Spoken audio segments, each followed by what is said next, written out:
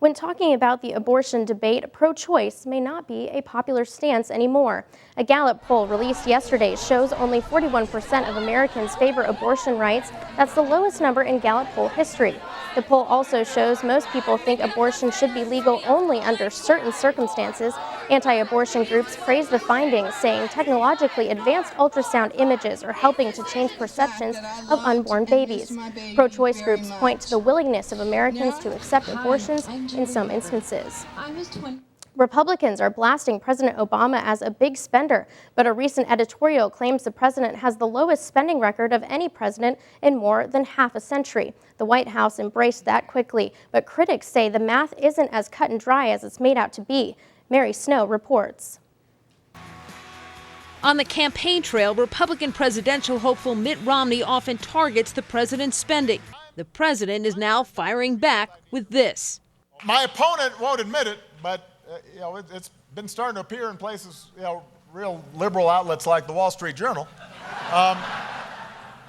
Since I've been president, federal spending has risen at the lowest pace in nearly 60 years.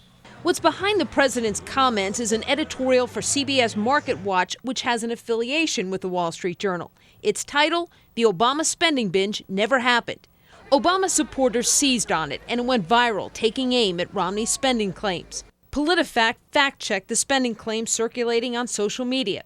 It compared presidents and found spending under Obama grew about 1.4% annually when it looked at raw dollars. It gave a mostly true rating to the claim that under Obama, there was the slowest federal spending in 6 decades, putting him second to President Eisenhower.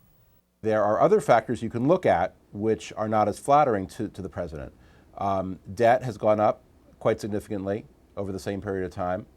And then federal spending as a percentage of the gross domestic product is higher now than it has been under most of the recent presidents. But critics call the numbers fuzzy math. Brian Darling of the conservative-leaning Heritage Foundation says the analysis ties too much of spending in 2009 to President Bush. And he says it gives a false impression of spending levels under President Obama. Well, the bottom line is if you take 2009 years and attribute it to Bush rather than President Obama, who is responsible for the spending, most of the spending in 2009, it does make it look like he's restrained spending. And that was Mary Snow reporting. The original analysis did account for $140 billion in spending in 2009, transferring it from President Bush's spending to President Obama's spending, but critics say that doesn't go far enough. And switching gears now to the weather, lots of people traveling this weekend.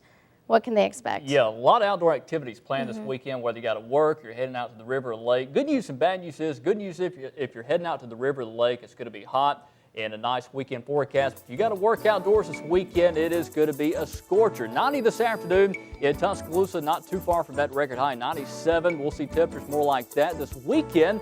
Your forecast is right after the break.